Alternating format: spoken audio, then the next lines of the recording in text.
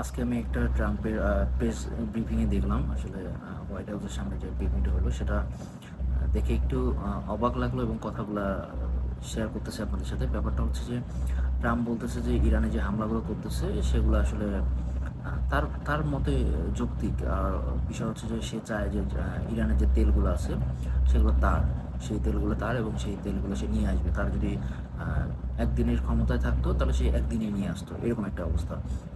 তো ওইখানে কিছু সাংবাদিক প্রশ্ন করলো যে আপনি তো বলছিলেন যে আহ, আপনি ইরানের যে সাধারণ নাগরিক আছে তাদের আপনি সুরক্ষার জন্য কাজ করতেছেন বা তাদের কোনো ক্ষয়ক্ষতি হবে না, এরকম একটা কথা বলছিলেন।